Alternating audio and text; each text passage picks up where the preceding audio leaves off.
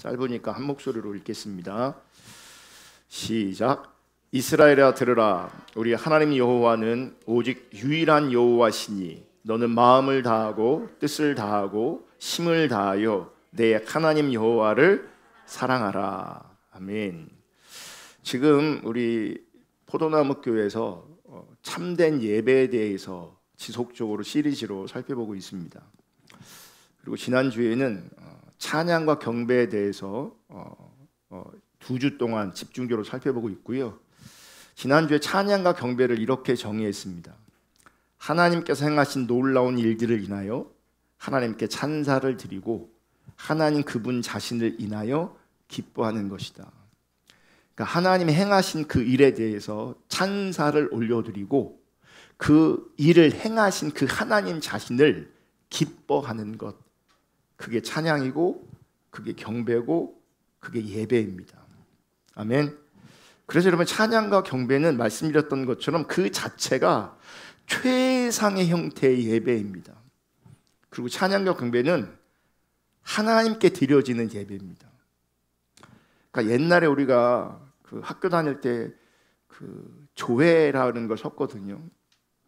그러니까 운동장에 줄 맞춰 서 있으면 애국가도 부르고 교가도 부르고 중간에 교장 선생님이 훈시도 하세요. 그러면 여러분, 그때 그 조에 섰을 때 애국가 부르면서 은혜 받은 분 계십니까? 교가 부르면서 감동이 있으신 분 있습니까? 교장 선생님의 그 훈시를 들으면서 은혜가 되거나 감동이 된 적이 있습니까? 없죠. 근데 매주일 한 번씩 월요일마다 그 행사를 치렀단 말이죠. 근데 우리 시대의 예배가 항상 그렇게 치러집니다. 찬송가 2곡 부르고 똑같아. 애국가, 교가 똑같아. 앞뒤로 하나씩. 설교 대신 이제 교장 선생님 훈시처럼 설교가 있고요. 이런 그게 예배가 아니라는 거예요. 그게 예배가 아니에요. 예배는 하나님께 드려지는 겁니다. 하나님께. 그래서 찬양과 경배에 있어서 아주 중요한 게 뭐냐면 자세입니다. 어떠한 자세로 찬양할 것인가, 어떠한 자세로 예배할 것인가. 그래서 오늘은 찬양과 경배의 바른 자세를 몇 주 나누려고 합니다. 찬양과 경배의 바른 자세 첫 번째는 하나님께 마음을 다하는 겁니다. 마음을 다하는 겁니다. 제가 아까 조회 얘기했잖아요. 거기 마음을 다하는 사람 아무도 없습니다.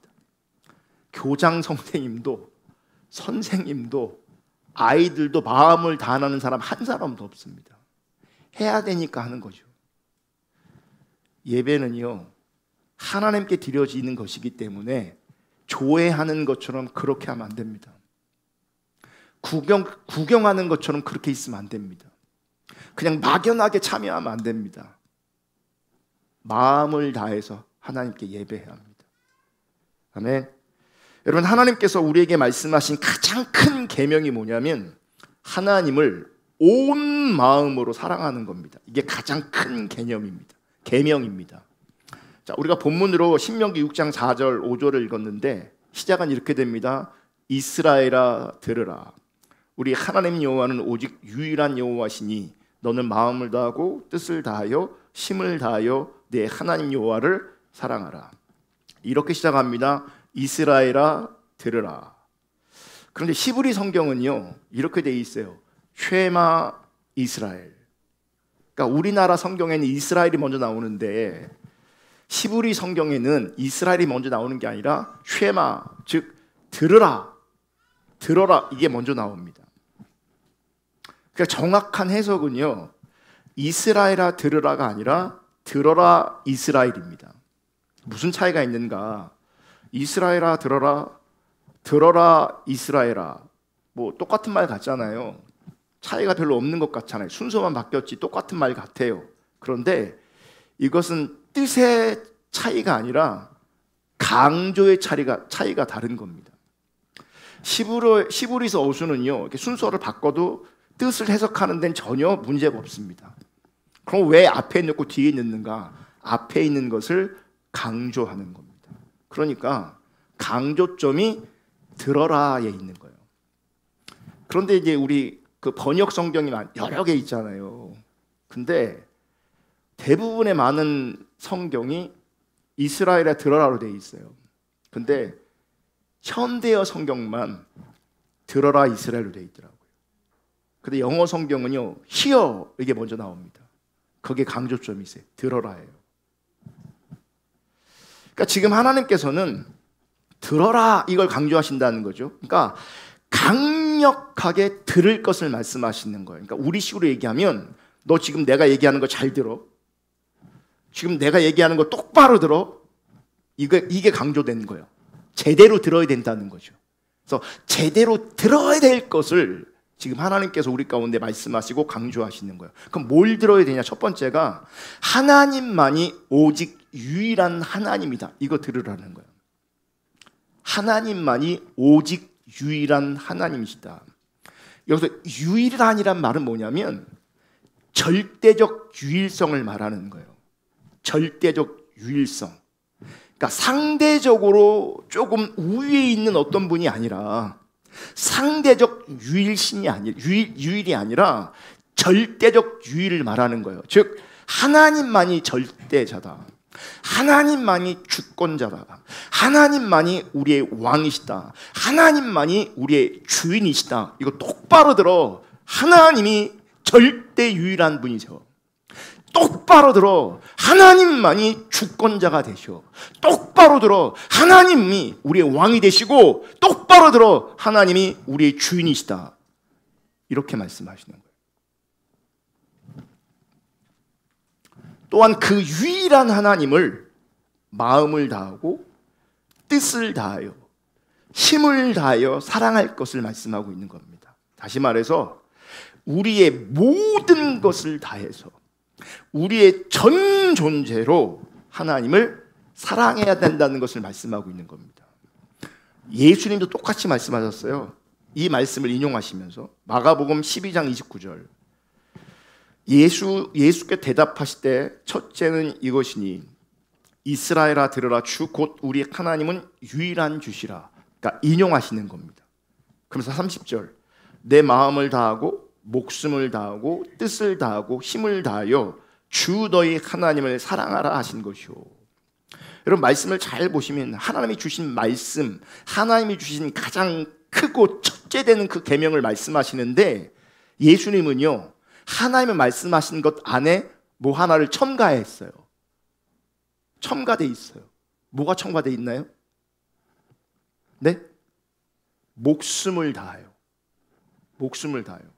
그러니까 하나님께서 말씀하실 때에는 마음을 다하고 뜻을 다하고 힘을 다하여 사랑하라고 말씀하셨는데 예수님은 마음을 다하고 목숨을 다하고 뜻을 다하고 힘을 다하여 주 너희 하나님을 사랑하라고 말씀하셨어요. 그러니까 예수님은 지금 더 세게 말씀하시는 거예요. 더 강력하게 말씀하시는 거예요. 더 강력하게. 여러분 이렇게 하나님께서 우리 가운데 주신 가장 크고 가장 첫째 되는 계명은 마음을 다하고 목숨을 다하고 뜻을 다하여 힘을 다하여 하나님 사랑하는 겁니다. 이게 하나님의 뜻입니다. 절대자가 절대 유일성을 가진 그분께서 하나님께서 주권자이신 하나님께서 왕이신 하나님께서 우리의 주인 되신 하나님께서 그렇게 사랑하라고 우리 가운데 명령하시고 말씀하시는 겁니다. 아멘. 자, 그런데 이렇게 전 존재로 우리가 하나님을 사랑해야 하는데 우리가 전 존재로 하나님을 사랑하지 못한다면 그리고 하나님 사랑하는 것이 힘들다면 그것은 절대적으로 유일한 하나님을 하나님으로 인정하지 않기 때문이에요. 여러분 하나님이 나에게 절대 유일한 분으로 인식되어진다. 그분이 나에게 유일한 주권자로 인식되어진다. 그분이 나의 왕이시다. 그분이 나의 주인이시다 라고 인정되면요 하나님 사랑하는 게 어렵지 않습니다. 하나님 사랑하는 게 힘들지 않습니다.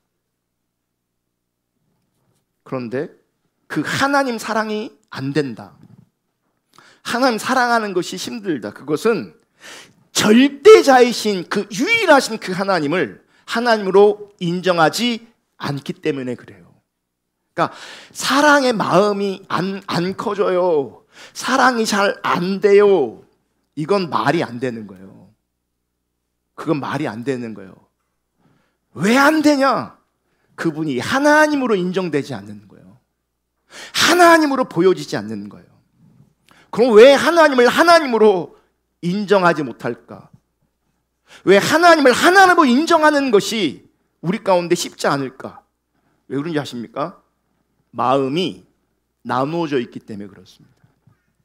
하나님 말고 다른 것을 내 마음에 품고 있기 때문에 그런 겁니다. 그러니까 하나님이 절대적으로 유일한 분이 아닌 거죠. 그러니까 내 삶의 자리에서 혹은 내 신앙생활의 자리에서 하나님이 절대 유일한 분이 아니라 그냥 상대적인 분으로 전락해버린 겁니다. 내 안에 하나님 말고 다른 게 또 있는 거예요. 그리고 하나님 말고 다른 것이 더 영향력이 큰 거예요. 그게 마음이 나누어졌다라고 얘기하는 거거든요. 그러면 이렇게 마음이 나누어져 있으면요, 힘을 다해, 마음을 다해, 목숨을 다해, 뜻을 다해 하나님 사랑하는 게 안 돼요. 그분이 이런 설교를 듣고 아, 내가 하나님 사랑해야 되나 보다, 하나님 사랑하고 싶어요, 원하는 마음을 조금 의지를 들여서 나 하나님 좀 사랑하고 싶어요 라고 할지라도 마음이 나누어져 있으면 하나님 사랑하는 게 안 되게 돼 있어요. 구조적으로 안 되게 돼 있어요. 구조적으로. 그리고 성경은 또 뭐라고 말하냐면 심각하게 이렇게 말씀하세요. 그 나누어진 마음은 그것이 곧 우상숭배라고요. 그러니까 절대자이신 하나님을, 절대 유일한 그 하나님을 상대적으로 전락시킨 그 자리에 내 안에 더 큰 영향력을 가지고 되는 거예요. 그게 우상 숭배인 겁니다. 그래서 성경은요, 하나님요, 마음이 나누어져 있냐? 그게 우상 숭배다라고 말씀하세요. 우리는 보편적으로 어떤 조형물, 어떤 형상을 우상으로 생각하고 그 우상 앞에 내가 절하면 그걸 우상 숭배라고 생각합니다. 성경은 그렇게 말하지 않아요. 성경은, 하나님은 우상은 근본적으로 형상의 개념이 아니고요, 내 안에 있어요. 내 안에 있어요.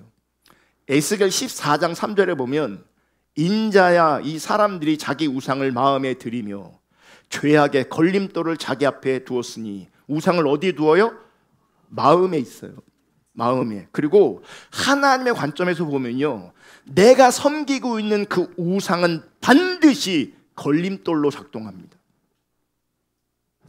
우리는 그 우상을 내 마음에 두거든요. 왜 우상을 내 마음에 두냐? 하나님 말고 우상을 내 마음에 두냐면 그 우상이 지금은 나를 만족시켜요. 지금은 나를 만족시켜요. 지금은 나를 기쁘게 해요. 지금은 나를 재밌게 할 수 있어요. 근데 끝내 그 우상은요, 죄악의 걸림돌이 됩니다. 걸림돌이 돼요. 여러분, 말씀이 쭉 연결되지 않나요? 제가 금요일 날 이스라엘 백성들이 애굽을 의지할 때 죄를 더한다 그랬잖아요. 그게, 그러니까 하나님 없는 자리에서 하나님과 상관없이 나를 위해서 선택하고 결정한 그 모든 것은 죄를 더하는 것이라고, 죄를 쌓는 것이라고 돼 있어요. 그래서 하나님 뭐라 그랬어요? 너희가 의지한 그 애굽으로 말미암아 반드시 수치를 당할 것이다, 치욕을 당할 것이다 그래요. 지금 당장은 애굽이 나를 살려줄 것 같고, 지금 당장은 애굽이 나를 도와줄 것 같고, 지금 당장은 애굽이 나를 유익하게 할 것 같지만, 나를 만족시키는 것 같지만, 결국은 그 애굽이 수치가 되고 치욕이 돼요. 내 마음속에 있는 그 우상이 결국은 죄악의 걸림돌이 되어서 수치가 되고 치욕이 된다고요. 똑바로 들을 수 있기를 주님을 축복합니다. 에스겔 14장 7절, 이스라엘 족속과 이스라엘 가운데 거류하는 외국인 중에 누구든지 나를 떠나고 자기 우상을 마음에 들이며, 하나님을 떠나죠. 하나님을 밀쳐내는 겁니다. 하나님을 상대적으로 밀쳐내는 거예요. 절대가 아니라 상대적으로 전락시켜버리고 나를 떠나서 자기 우상을 마음에 들이며 죄악의 걸림돌을 자기 앞에 두고 자기를 위하여 내게 묻고자 하여 선지자에게 가는 모든 자에게 나 여호와가 친히 응답하여. 어떤 일이 벌어? 우상은 또 있어요. 하나님을 떠났어요. 우상을 마음에 들였어요. 근데 또 자기 중심적인 자리에서 자기를 위해서 누구한테 묻는지 아십니까? 선지자에게 묻습니다. 마음에 우상을 섬기고 있으면서, 마음에 우상을 들여놓고 있으면서도요, 하나님께 나아가서 내 인생을 향한 하나님의 뜻을 묻는다고요. 이거 하면 잘 됩니까? 저거 하면 잘 됩니까? 이거 해야 성공합니까? 저거 해야 성공합니까? 또 하나님께 물어요. 이게 마음이 나누어져 있는 거죠. 나누어진 마음, 즉 우리 마음에서 하나님 말고 대체하는 그 모든 것들이 우상인 겁니다. 우상인 겁니다. 바울은 또 이렇게 말해요. 탐심이 우상 숭배라고. 골로새서 3장 5절 다 같이 읽습니다. 시작. 그러므로 땅에 있는 지체를 죽이라. 곧 음란과 부정과 사욕과 악한 정욕과 탐심이니 탐심은 우상 숭배니라. 여러분, 우리가 신앙생활하면서 왜 물질을 하나님 앞에 정직하게 구별하지 못할까? 왜 하나님 앞에 정직한 헌금을 못할까? 왜 그런지 아십니까? 탐심 때문입니다. 탐심은 뭐라고요? 우상숭배라고. 우상숭배라고요. 하나님은 상대적으로 전락시켜 놓고요, 돈이 절대가 되는 거예요. 그러면 헌금 못합니다. 그러면 11조 못합니다. 아깝거든요. 하나님을 버리면서, 하나님은 떠나면서요, 돈은 움켜쥐고 있는 겁니다. 탐심이 우상 숭배입니다. 그래서 예수님께서 이렇게 말씀하세요. 너희가 진정한 제자가 되려면 자기 자신과 가족과 돈 등 자신에게 소중한 것들을 유일하신 예수님의 주권적인 통치 아래 내려놓아야 진짜 참 제자가 된다고 말씀하세요. 확인해 볼게요. 누가복음 14장 26절. 무릇 내게 오는 자가 자기 부모와 처자와 형제와 자매와 더욱이 자기 목숨까지 미워하지 아니하면 능히 내 제자가 되지 못하고. 여러분, 지금 나열한 것들이요, 하나님을 대신하는 우상이 될 수 있습니다. 하나님의 주권적인 통치 아래 나뿐만 아니라 부모, 처자식, 형제, 자매까지 목숨까지 내려놓지 않으면, 그분의 주권 앞에 내어드리지 않는다면 주님 따라가는 제자 안 되는 겁니다. 27절. 누구든지 자기 십자가를 지고 나를 따르지 않는 자도 능히 내 제자가 되지 못하리라. 33절. 이와 같이 너희 중에 누구든지 자기의 모든 소유를 버리지 아니하면. 어떻게? 소유를 어떻게 하라고요? 어떤 소유를요? 모든 소유를 버리지 아니하면 능히 내 제자가 되지 못하리라. 여러분, 내가 하나님 주신 모든 것들, 물질 포함해서 모든 것들은요, 하나님 주권 앞에 있어야 됩니다. 유일하신 하나님의 주권 앞에 있어야 합니다. 요건 내 겁니다 라고 하면 주님 제자 못 됩니다. 주님 못 따라갑니다. 왜 하나님께서는 이렇게 우리 가운데 부담스러운 얘기를 하실까? 꼭 이렇게까지 해서 하나님 사랑해야 되는 것일까? 여러분, 우리의 존재를 다해서, 우리의 전 존재를 다해서 하나님을 사랑하는 것은요, 왜 그러냐? 왜 그래야 되냐? 왜 그것을 하나님께서 우리 가운데 요구하시냐?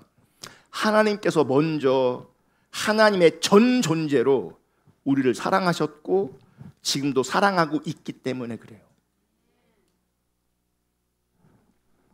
요한일서 4장 19절. 우리가 사랑함은 그가 먼저 우리를 사랑하셨습니다.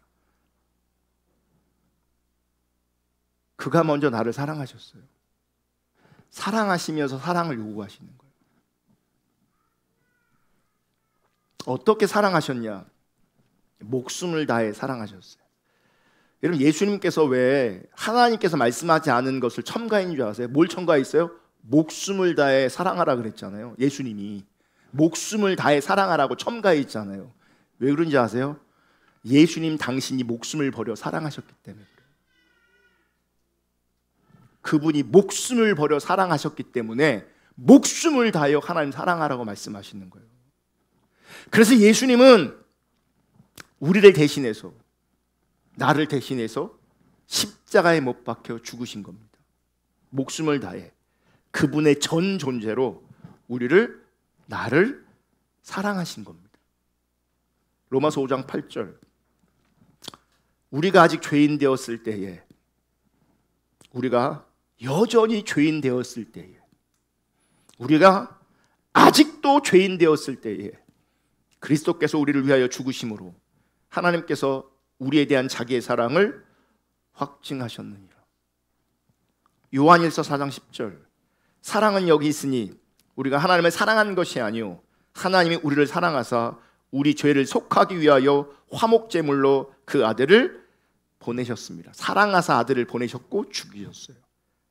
빌립보서 2장 6절, 그는 근본 하나님의 본체시나 하나님과 동등됨을 취할 것을 여기지 아니하시고 오히려 자기를 비워 종의 형체를 가지사 사람들과 같이 되셨고 사람의 모양으로 나타나사 자기를 낮추시고 죽기까지 복종하셨으니 곧 십자가에 죽으심이라. 정말 여러분, 많은 사람이 하나님을 전 존재로 온 마음으로 사랑해야 됩니다. 그럼 부담스러워합니다. 부담스러워합니다.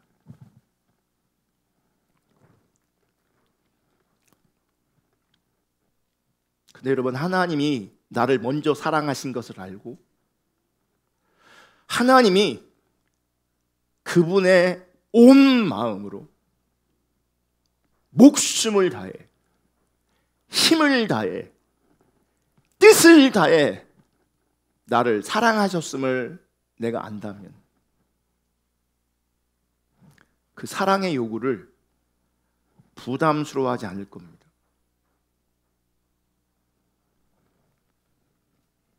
그럼 왜 하나님은 우리를 그렇게 사랑할까? 목숨까지도 힘을 다해서, 뜻을 다해 그분의 모든 것으로 왜 우리를 사랑하실까? 여러분, 왠 것 같으십니까? 하나님이 우리한테 요구하실 때 이렇게 요구하시잖아요. 내가 유일한 하나님이다. 내가 너희의 유일한 하나님이기 때문에 너는 마음을 다하고 뜻을 다해서 나를 사랑해야 된다. 이걸 뒤집으면요, 하나님 관점에서 저와 여러분이 유일한 존재인 겁니다. 하나님이 여러분을 유일하게 보시는 겁니다. 그래서 내가 너희를 온 마음으로 사랑하는 것처럼 내가 유일하게 보는 너는 나를 그렇게 마음을 다해, 뜻을 다해, 힘을 다해, 목숨을 다해 사랑할 것을 갈망하시는 겁니다. 그러니까 여러분, 하나님은 저와 여러분을 엄청나게 말로 표현할 수 없을 만큼 힘을 다해, 목숨을 다해, 뜻을 다해, 우리의 모든 것을 다해, 그분의 모든 것을 다해 우리를 그렇게 사랑하시는 겁니다. 아멘. 여러분, 생각해 보세요. 나를 이렇게 사랑하는 존재가 이 땅에 존재하는가? 나란 존재를 힘을 다해, 목숨을 다해, 뜻을 다해 온 마음으로 나란 존재를 사랑하는 존재가 이 세상에 존재하는가? 하나님밖에 없습니다.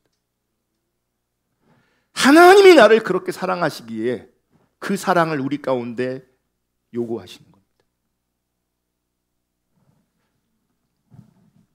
그리고 우리가 그렇게 하나님을 사랑해야 하나님과 친밀한 교제가 가능한 겁니다.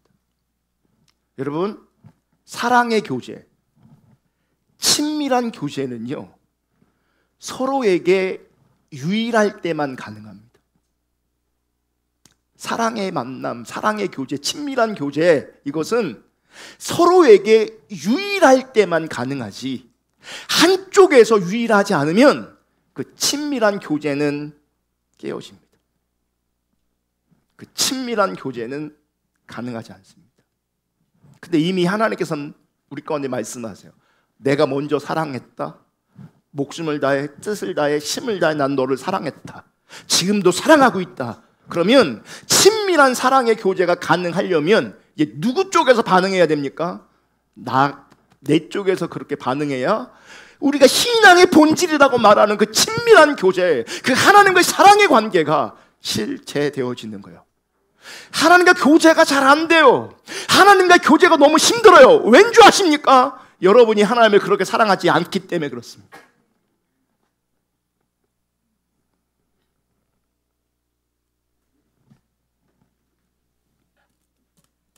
한 부부가 있습니다. 남편은 아내를 너무 사랑합니다.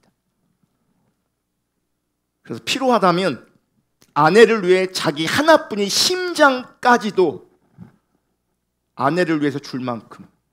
그럼 아내를 위해 주면 나는 죽는 거잖아요. 아내를 살리는 거죠. 아내는 살리지만 자기를 죽는 거거든요. 그러니까 내 모든 것으로 이 남편은 자기 아내를 사랑합니다. 그런데 그 아내는 자기 남편, 즉 한 남자로 만족하지 못합니다. 그 아내는 남편도 사랑하고 다른 남자도 사랑합니다. 그 아내는 남편도 좋지만 세상의 부와 세상의 인기와 세상의 안락함도 중요합니다.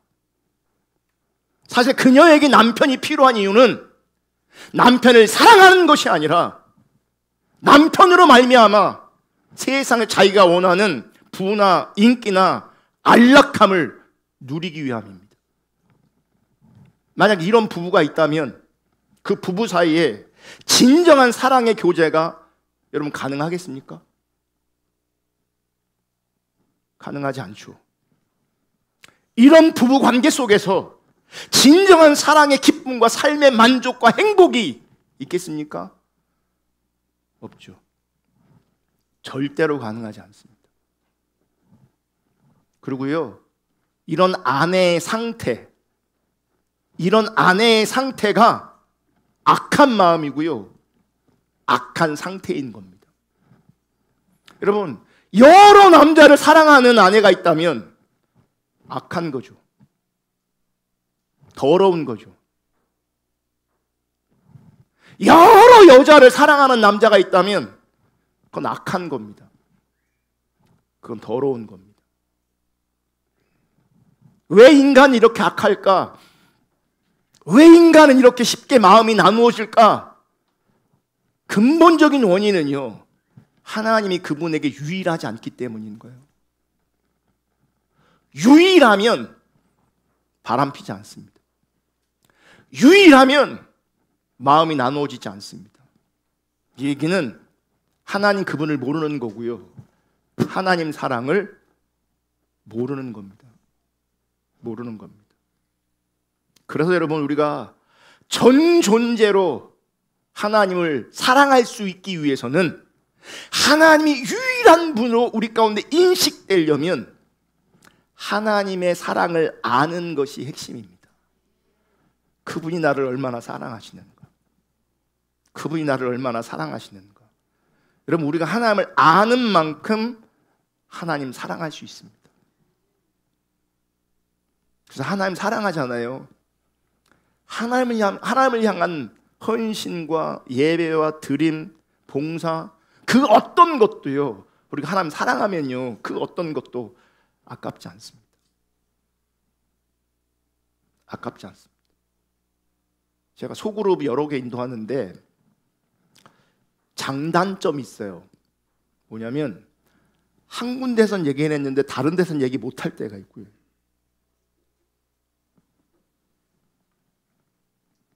또 여러 이렇게만 상대하면요, 또 세세하게 커뮤니케이션이 잘 안 될 때가 있어요. 일방적이니까. 몇 군데 소그룹에 제가 나눈 것 같은데요. 여러분 보세요. 우리가 인생 살아갈 때 어떤 관심받는 대상이 생깁니다. 그게 이제 사춘기 접어들면 이성이 되겠죠. 관심이 생겨요. 그리고 사랑하는 마음이 생겨요. 그럼 뭐부터 하는지 아십니까? 그럼 뭐부터 하는지 아십니까? 관심이 생겼어. 찾아가고 내가 당신을 사랑합니다. 이럽니까? 안 해요. 그냥 계속 그 주위에 맴돌다가요, 같이 있고 싶어요. 같은 공간에 있으려고 해요. 그러면서 뭐예요? 선물도 주고 편지도 줘요. 사랑한단 말 안 해요. 사랑한다고 말하는 게 사랑하는 게 아니에요. 함께 있고 싶어야 돼요. 보고 싶어야 돼요. 자꾸 주고 싶어야 돼요. 그게 사랑 아닙니까? 관심이 있으면요, 사랑하면 그렇게 됩니다. 근데 하나님한테 관심이 없으니까, 사실 하나님 사랑하지 않으니까 사실은 뭐 주고 싶고 함께 하고 싶고 주고 싶고 이거 없는 거예요. 그런 상태에서 뭐 신앙의 본질을 어쩌고저쩌고 들으니까 사랑해야 되는데 이러고 있는 거예요. 사랑은 그렇게 되는 게 아니에요. 성경적으로는요, 하나님 나를 사랑하시는 걸 알 때, 하나님 나를 사랑하신 걸 알 때, 그 하나님을 아는 만큼, 그 은혜와 사랑을 아는 만큼 주님 사랑하게 돼 있어요. 그리고 사랑하면 함께 있고 싶어요. 그분 바라보고 싶어요. 그분 찾고 싶어요. 그분께 헌신하고 싶어요. 그게 사랑이에요. 내가 지금 억지로 하고 있다, 사랑하지 않는 거예요. 예배를 억지로 하고 있어, 섬김을 억지로 하고 있어, 사랑하지 않기 때문에 그러는 거예요. 사랑하면 절대 억지로 하지 않아요. 힘들어도 해요. 하나님을 아는 만큼 하나님 사랑할 수 있습니다. 그래서 여러분, 우리는 하나님 찾아야 합니다. 왜요? 하나님을 찾아야 하나님 알 수 있습니다. 하나님을 찾아야 하나님을 사랑할 수 있습니다. 광고 시간에도 말씀드렸지만 우리 공동체와 함께 주님을 찾는 그 시간, 여러분 함께 나와 함께 주님 찾을 수 있기를 주님의 이름으로 축복합니다. 주님 찾지 않으면 알 길이 없고, 찾지 않으면 주님 사랑할 길이 없습니다. 아는 만큼 주님 사랑하게 돼 있어요. 말씀과 기도로 여러분 주님 찾을 수 있기를 주님의 이름으로 축복합니다. 역대하 15장 12절 그리고 15절 보면 이렇게 말씀하세요. 또 마음을 다하고 목숨을 다하여 조상들이 하나님 여호와를 찾기로 언약하고. 나라가 엄청난 위기에 있었거든요. 근데 원인을 어디서 발견하는 줄 아십니까?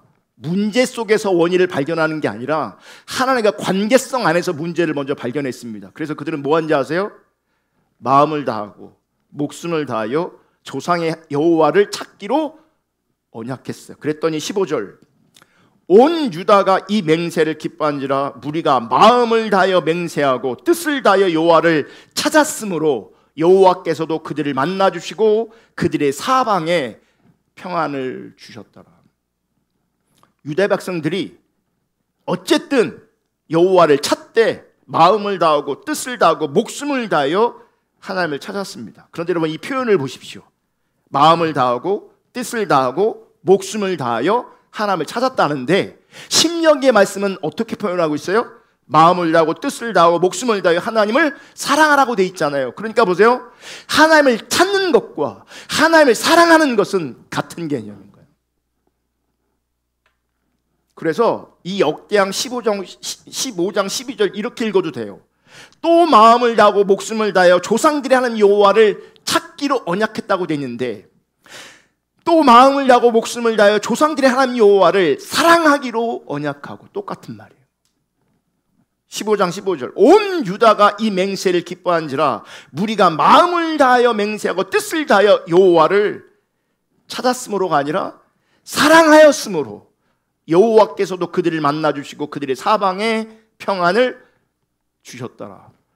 여러분, 찾는 게 하나님 사랑하는 거예요. 찾을 때 그분을 더 알아가게 돼 있고 그분을 알아야 주님 사랑하게 돼 있어요. 주님 사랑함의 시작이 뭔지 아십니까? 주님 찾는 겁니다. 말씀과 기도로 주님을 찾는 겁니다. 말씀과 기도로 주님 찾지 않으면 그분은 하나님 사랑하는 것 절대로 불가능합니다. 그러니까요, 여러분, 하나님 찾지 않는 것 혹은 하나님을 찾지 못하는 그 상태가 어떤 면에서는요 저주의 자리예요. 여러분, 그 자리에서 나오시기를 축복합니다. 공동체 함께 주님 찾고 개인적으로 주님 찾지 않는 그 자리가 저주라고요. 심판이라고요. 예레미야 29장 13절 다 같이 있습니다. 시작. 너희가 온 마음으로 나를 구하면 나를 찾을 것이요 나를 만나리라. 온 마음으로 하나님 찾으면 이게 뭐예요? 하나님 사랑하는 거예요. 그렇게 찾고 그렇게 사랑하면 하나님 어떻게 하신다고요? 만나주신대요. 만나주신대요. 제가 예전에 부산에 집회를 갈 일이 있어서 하나님 앞에 말씀 준비하고 있는데 그때 하나님께서 잠언 23장 36절, 26절, 27절의 말씀을 정확하게 또렷하게 주셨어요. 잠언의 말씀을. 오늘 메시지와 연결되어져서 그때가 그게 생각나서 자료를 찾아서 나누는 건데요. 잠언 23장 26절 내 아들아 내 마음을 내게 주며 내 눈으로 네 눈으로 내 길을 즐거워할지어다. 하나님께서 우리 가운데 원하시는 게 뭐라고요? 마음이라고요. 온 마음, 전심을 원한다고요. 그리고 하나님이 제시하신 그 길을 즐거워하길 원한다고요. 여러분, 마음이 중요한 거예요. 마음이 중요하다고요. 이 마음을 지켜야 돼요. 이 마음이 나누어지면 안 돼요. 하나님께서 원하시는 것은 온 마음이라고요. 온 마음이라고요. 자, 27절 대저 음녀는 깊은 구덩이요 이방 여인은 좁은 함정이라. 여러분, 26절과 27절을 연결해서 보면요 우리의 마음을 나누어지게 하는 것이 음녀입니다. 사단입니다. 하나님은 내 마음을 원하는데 나는 너희의 마음을 원한다라고 말씀하시는데 음녀는 이 마음이 나누어지게 만들죠.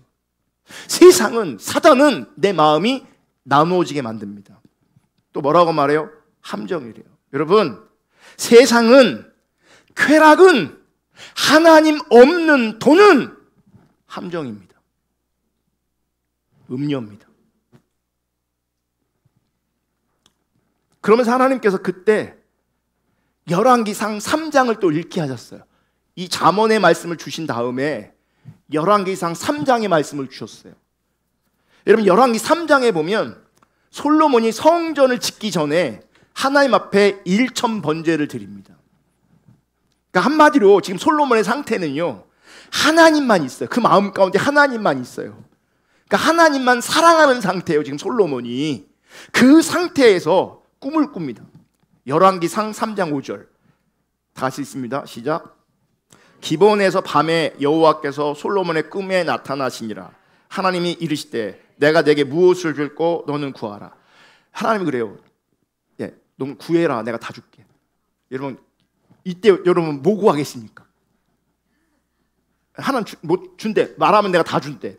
구하라. 무엇을 줄고 구해래. 구하래. 여러분 뭐 지금 먼저 딱 오르는 거 보면 얘기해 보세요. 지금 딱 생각나는 거. 저런 너무 정답이고 재미없잖아요.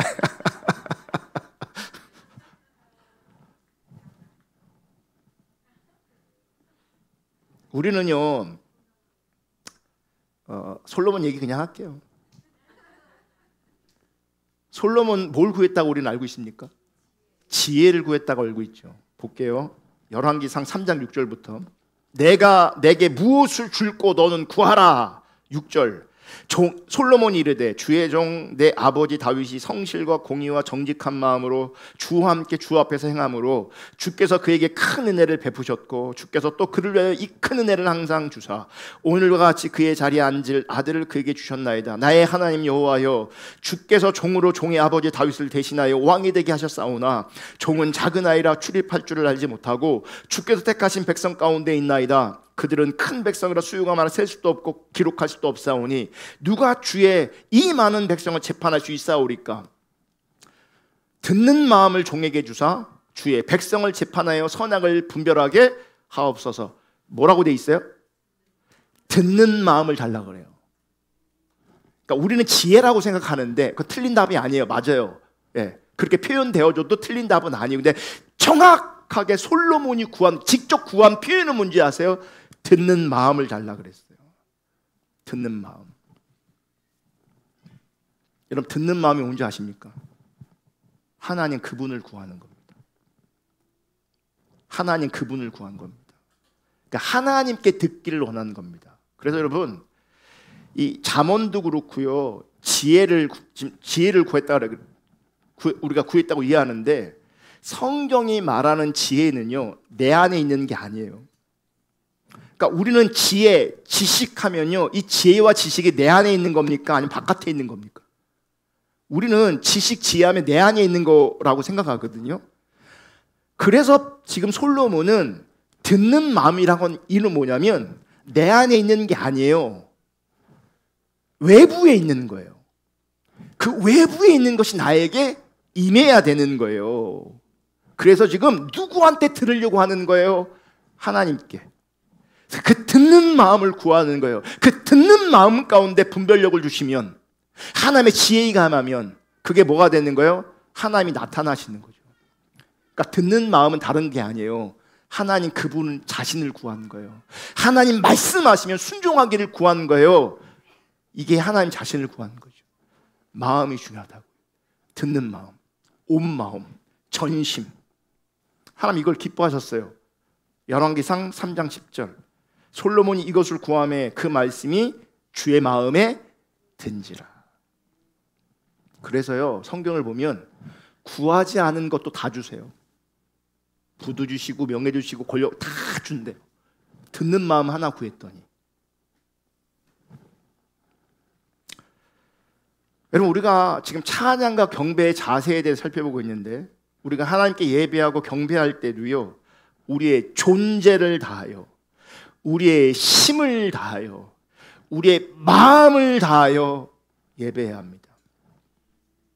여러분 찬양과 경배에 있어서 중요한 것은요 악기도 화음도 음정도 목소리도 아닙니다. 훌륭한 연주도 아닙니다. 그런 것들이 제가 중요하지 않다라고 말씀하는 게 아니에요. 중요합니다. 정말 중요해요. 여러분 우리 예배 요즘에 얼마나 좋아요.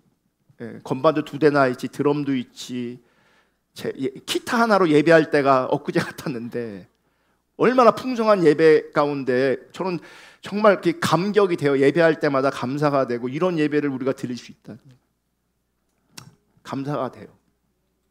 정말 감사가 돼요. 그런 게 안 중요한 게 아니에요. 중요해요. 그런데 정말 중요한 것은요 하나님께 드려지는 예배이기 때문에 찬양과 경배 핵심은 예배자의 마음이에요. 그래서 우리는 기타 하나 있어도 예배가 됐어요. 혹은 아무것도 없어도 예배가 돼요. 왜냐하면 예배에서 가장 중요한 건 예배자의 마음이기 때문에 그래요.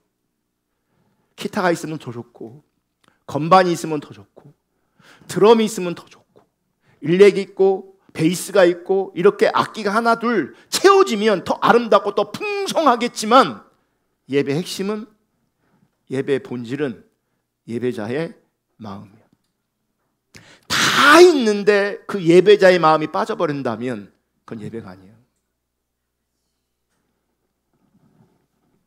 시편 34편 18절 볼게요.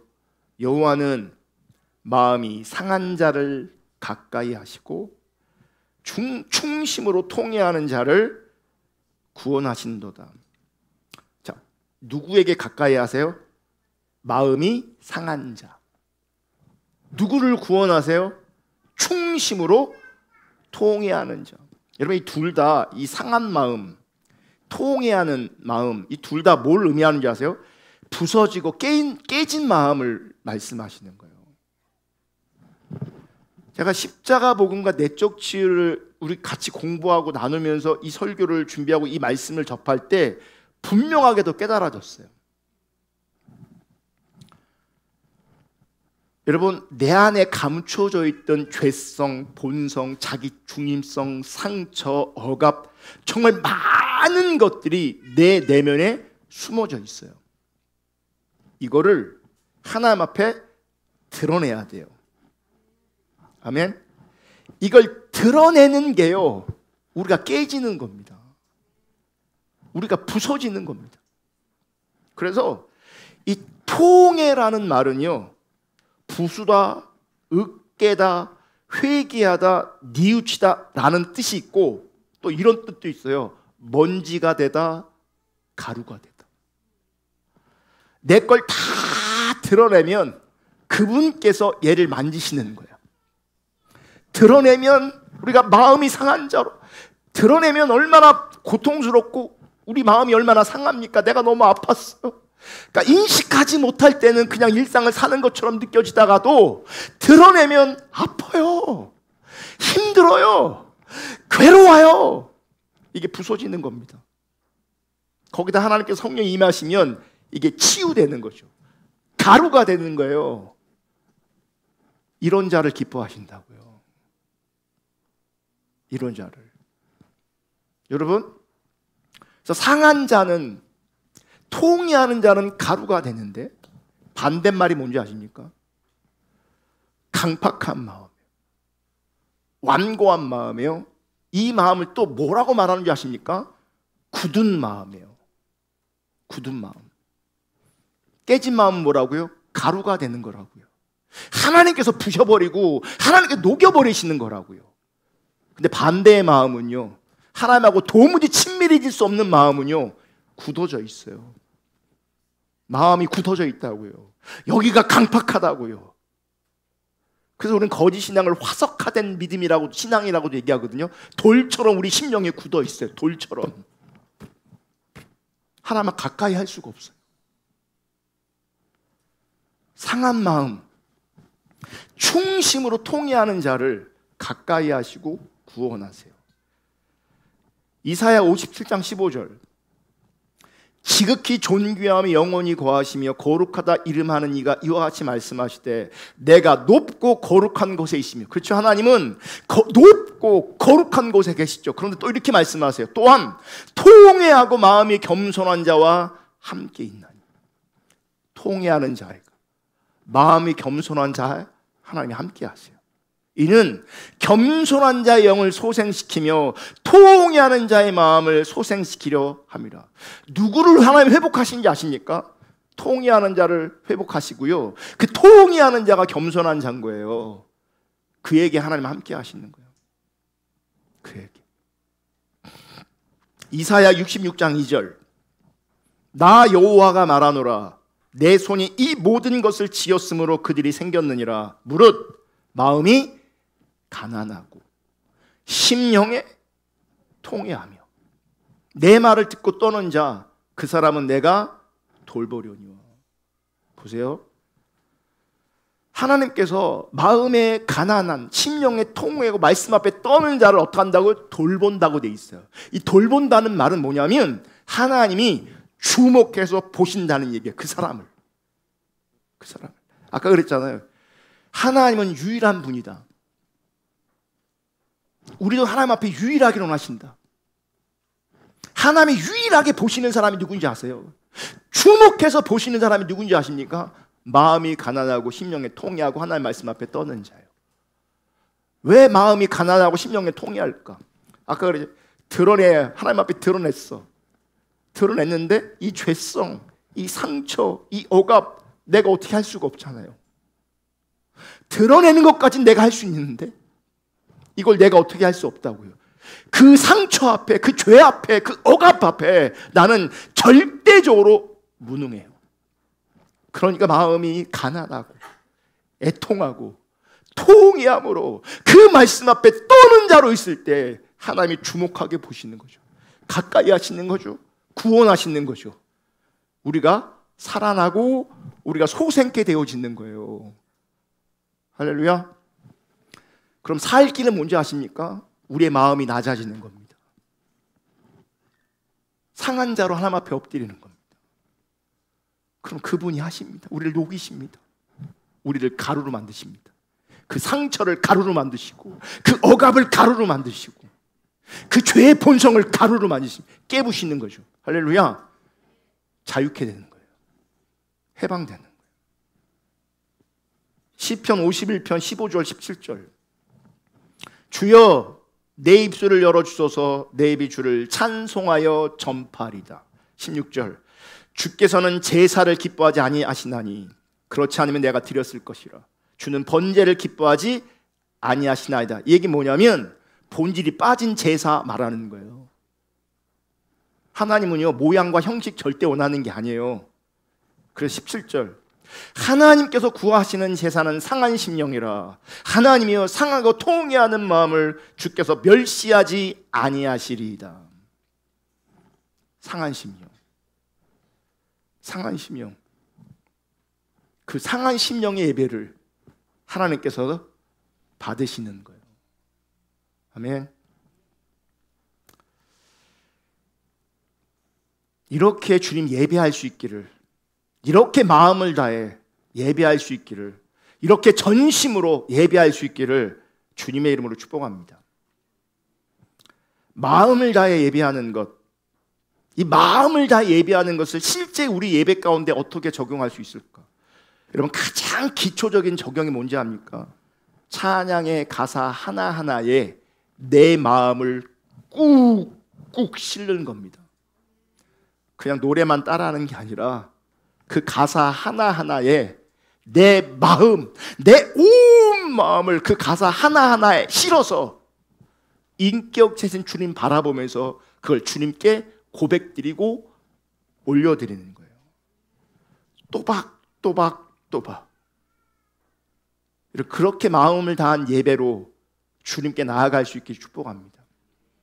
그러면 그 마음을 다한 예배에, 그 상한 심령의 예배에 주님은 반드시 오십니다. 반드시 오십니다. 할렐루야. 제가 영상 몇 개 보여드릴 건데 그리고 설교 마칠 겁니다. 불 꺼지고요. 앞에 거 다 꺼도 돼요. 여기 영상 볼 때는.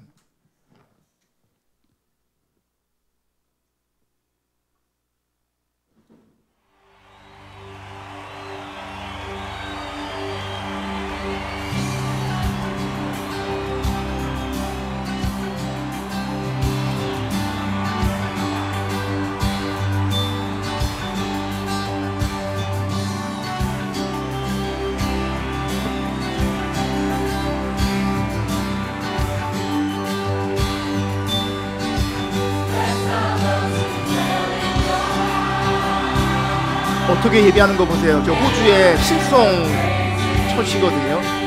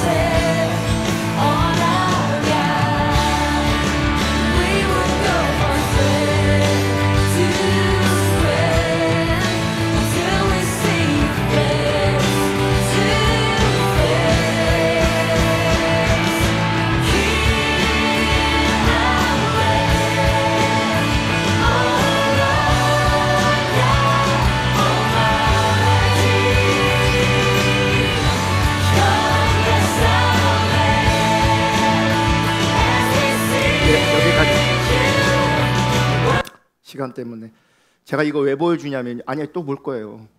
왜 보여주냐면 우리가 드리는 이 예배 모양과 이런 찬양과 경배가 사실은 보편적인 예배 형식이에요, 오늘날. 그래서 호주의 대표적인 예배팀을 제가 보여드리는 거고요. 또 이제 미국의 교회의 한 모습, 또 예배의 모습을 또 보여줄 거예요. 한번 볼게요.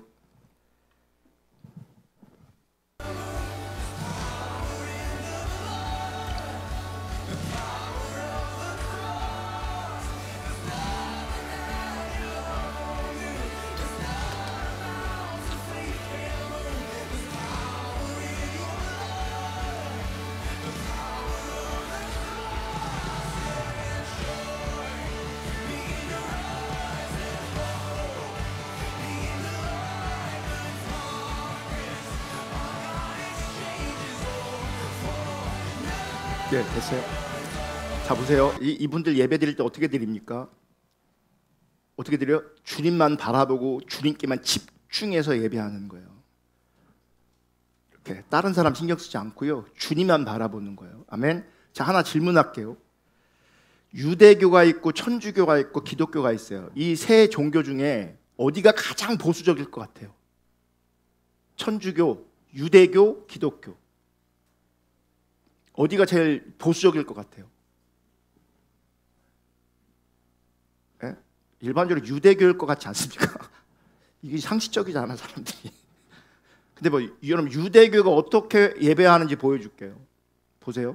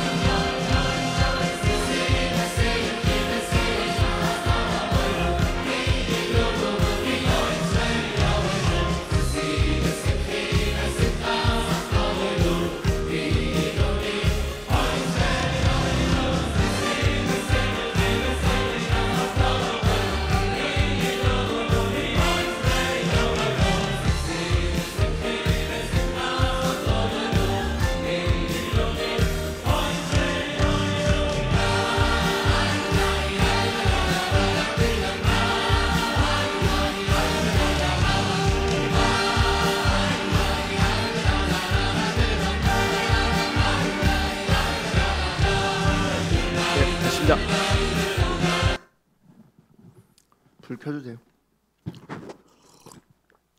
제가 지금 마지막 영상 보여준 이유도요, 그러니까 우리가 예배드리는 이런 스타일이 유대교도 저렇게 하고 있어요. 유대교도. 그러니까 절차를 따라 드리는 이 예배는요, 사실 되게 소수예요. 지금은 정말 소수예요. 그러니까 우리의 예배가 그러니까 특별한 예배가 아니라는 걸 여러분 기억하셔야 되고요. 그리고 우리가 추구하는 예배는 정말 하나님을 향한 본질적인 예배라는 걸 기억하셔야 합니다. 그리고 그 예배가 예배되기 위해서 마음을 다해야 돼요. 우리의 모든 마음을 다해야 돼요. 그러니까 여러분, 좀 예배 드릴 때 정말 마음을 다하면요, 사실은 내 몸도 반응이 있을 거거든요. 이 유대인들도 막 흔들면서 이렇게 하는데, 막 적극적으로 하는데, 이러고 조회 쓰는 것 좀 이러고 예배하면 정말 그거 주님의 은혜와 사랑 그거 아는 겁니까? 그게 정말 마음을 다할 수 있기를 주님으로 축복합니다. 우리 찬양 추가곡 2장 부르고요, 우리 잠깐 기도하겠습니다.